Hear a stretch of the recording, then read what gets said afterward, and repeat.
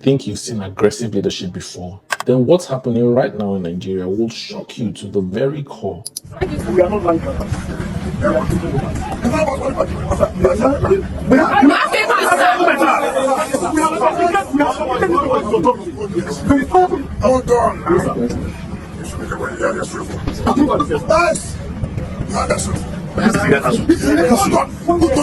That's why you need if you are educated, every man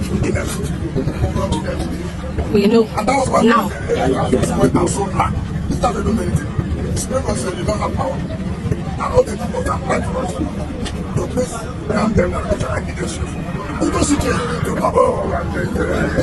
do we go back to the area council? Do we go back to the area council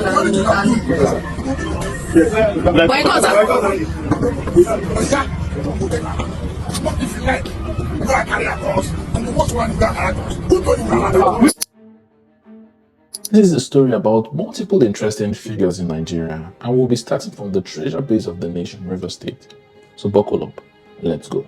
In 2015, he was elected governor and very soon was known for his confrontational style and very ebullient personality. He quickly built a reputation for ruthlessness, which earned him the popular moniker, the Emperor. As governor, he demolished waterfront settlements, razed 2 hotels during COVID lockdown, and destroyed illegal refineries. But that was just the beginning. In August 2023, President Tinubu announced a new FCT minister. It is important to note that this new minister was very vocal against APC as a party and Tinubu's predecessor, but within weeks after his appointment, he began blowing hot. He was quoted as saying, "Whether you are a church or a mosque, if you don't have allocation, your structure will go down." Under his tenure, hundreds of structures were marked for demolition.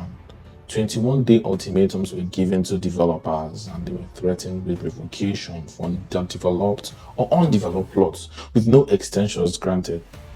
He was reported saying, "If you can't develop, return it back to the government. We will give it to those who can develop." Pro-development, right? He even went after billion-naira properties in prime areas like Gwarimpa and Maitama and its extensions. In the Gwarimpa case, a 72-hour notice was given to vacate illegal structures with no compensation offered for affected properties, and immediate actions were enforced. In Maitama extension case, property owners were warned about zoning violations. They were threatened with immediate action with no room for regularization. He even went after major, big corporations. I called the director of lands. Who owns that land? They said, Johannesburg. When was it allocated? They said about 15-20 years ago. 15-20 years ago, nothing has been done. I didn't bother. So I invited the MD Johannesburg to come. He came and we had dinner. I didn't talk about the land. So the next day, he was in the office and he saw the revocation letter as a matter of public interest. So he called me. But I had dinner with you. I said, yes, we had dinner. We didn't discuss about land. But the point is that what we're doing is that how would government allocate land for more than 20 years for organizations to develop, and they're not able to develop it. I thank God they did not develop it, and now we're able to have it. If not, you wouldn't have had this land for us to think about constructing of these magnificent buildings. His direct quote in the Channel's live interview was, "You can't hold land for 20 years without development. This is not acceptable." But here's what truly defines Wike's era as minister. It's not just the demolitions. It's not just the revocations. It's the complete disregard for human impact. Take what happened in Lugbe. Property owners claimed that their certificates of occupancy, documents they probably spent millions on, papers they believed proved their right to exist in that space. And his response, go to court. Those words might sound familiar because they are the same words many Nigerians heard after the 2023 presidential elections. Go to court.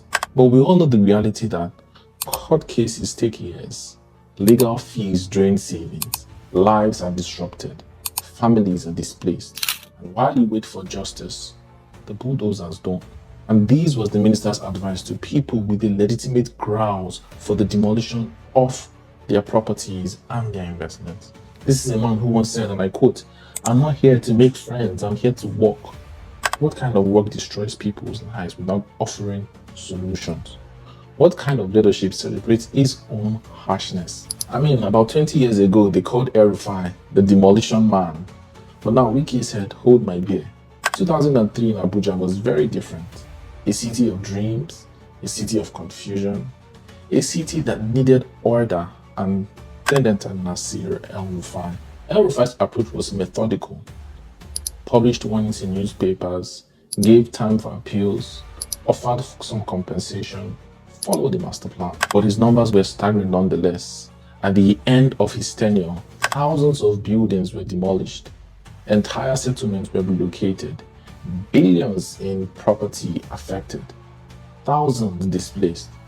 They called him heartless, they called him cruel, they called him a monster, but there was a method to his madness.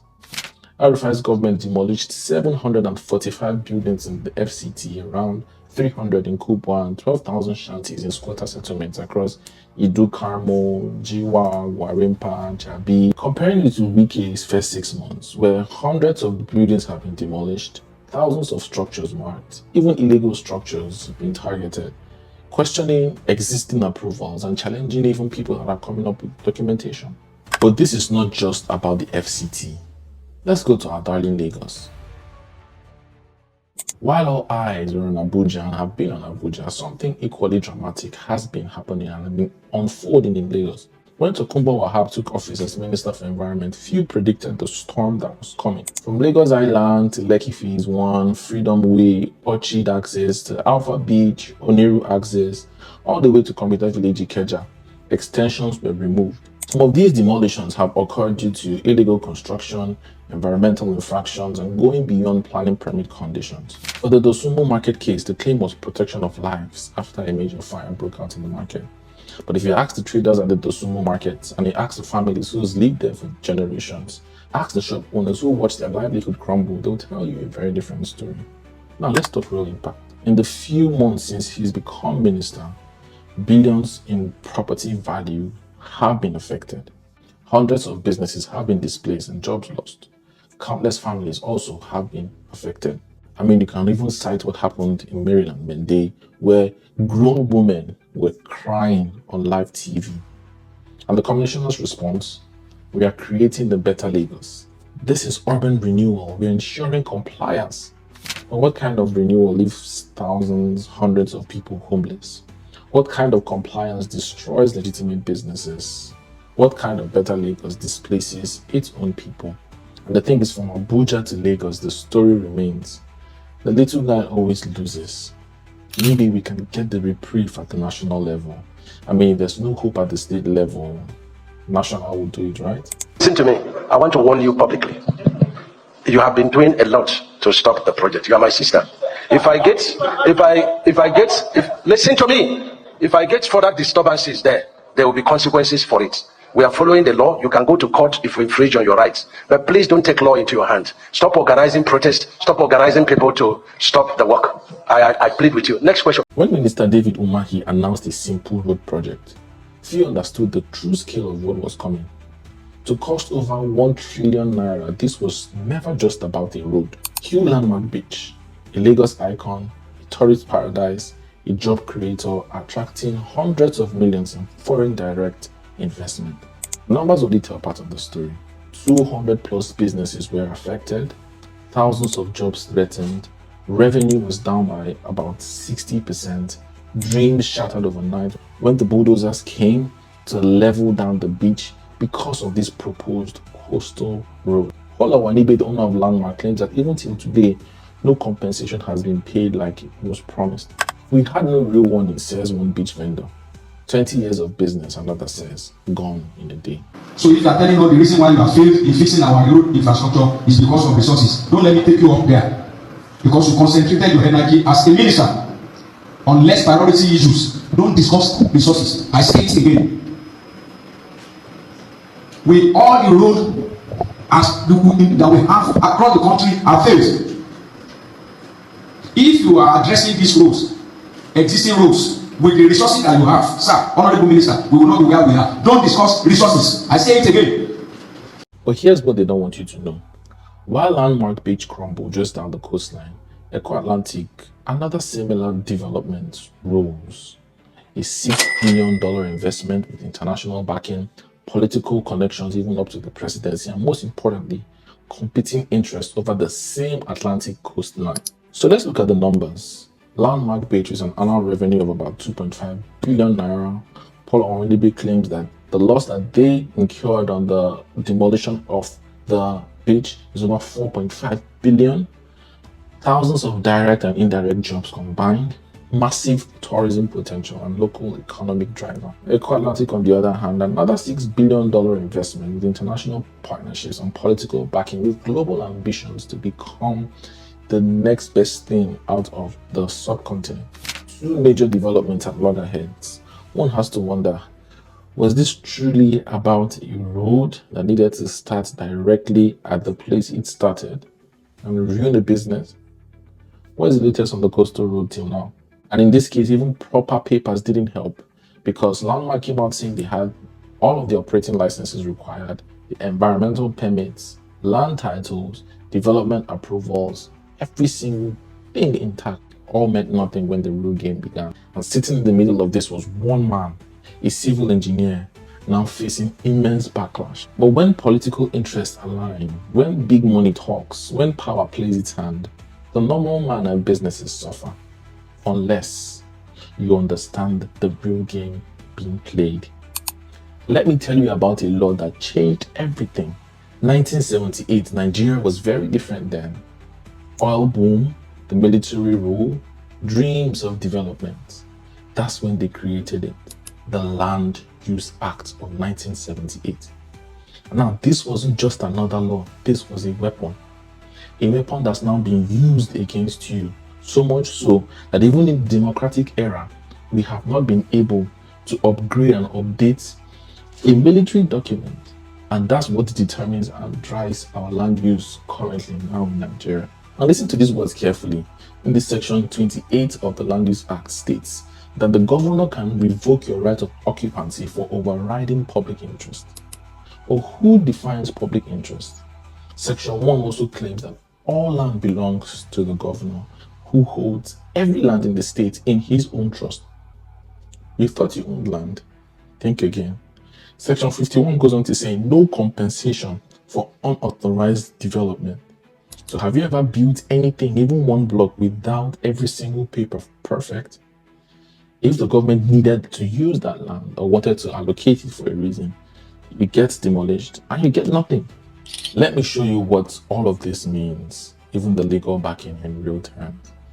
In just a few months under Wike, hundreds of structures have been destroyed, with a lot more marked for destruction, billions in property value at risk. Hundreds of high-value properties are also threatened. Meanwhile, in Lagos as well, hundreds of structures have been demolished. A lot more are being marked. Waterfront property is targeted. Billions in impacts of demolitions only. Behind every number, a family is displaced, a business is destroyed, dreams are shattered. And even at the national level, a coastal road has almost leveled Landmark, a 42 billion naira beach attracting over $100 million in foreign direct investment. But the funny and the sad thing about it is that a common thread in all of these demolitions is that it is perfectly legal. I mean, you can talk about the ethics, but it is legal. There are provisions in our law for every single thing that happened. And they warn you and they say you should have known. And the signs are there. Every person would get a contravention notice, stop work orders, or demolition notice. And most times you think you can fight it, but at the end of the day, you cannot fight the government in Nigeria, sorry to say. By the time you see the bulldozers, it's already too late. They'll tell you it's about timeline breaches, permit issues, zoning problems, but really it's about power, control, money. And you're losing all three. But there is a way out. Having studied major demolitions and analyzing patterns and finding loopholes, you need to get the law on your side for every investment you make in Nigeria. You need to be on the right side of the law. Please, I will implore you at this moment to study our Land Use Act. It's a very brief document and very easy to understand. You can be done with it in 30 minutes. But this is not just about paperwork, it's about survival. You need to ensure that whatever you're developing, you have immediate development plans, you have clear timeline for compliance, you have multiple authority approvals, regular progress of your documentation, environmental impact assessments and compliance, combined with regular audits, updated permits, proper documentation, multiple jurisdiction compliance, strategic development timing, and clear paper trail. Remember, Julius Berger lost land worth billions. We've not heard of anything about compensation. Landmark Beach lost almost 60% in revenue, with hundreds of business being raised down. Don't let Nigeria happen to you. So there you have it. From Erufai's methodical demolitions with some semblance of process to Umahi's coastal road project affecting Landmark Beach, the wider Okwaja areas, among other areas in Lagos, to Tokumbo Wahab's systematically clearing of Lagos and Lagos Island and Lagos of environmental infractions, blocking drainages, flood paths, and the like, to Wike, who makes Erufai look like a gentle landlord. The truth is that in an era where ministers compete to outdo each other in demolitions, we need more than just papers. You need strategic protection and to strategically invest. Contact us today for guidance and advice that considers these political realities while also protecting you and urging you to the right investments to make in Nigeria, Lagos and Abuja to be precise. But before you go, tell us in the comments, who do you think is Nigeria's worst minister when it comes to real estate, demolitions, and the like? Subscribe for more real estate insights. Thank you so very much for watching. Kindly like, kindly share, kindly subscribe. This is the Ownahome TV show here. Ownahome, really owning a home, owning a property should not make you lose sleep. So we're committed to giving you the very best property recommendations and insider real estate. See you at the very next video. Bye bye.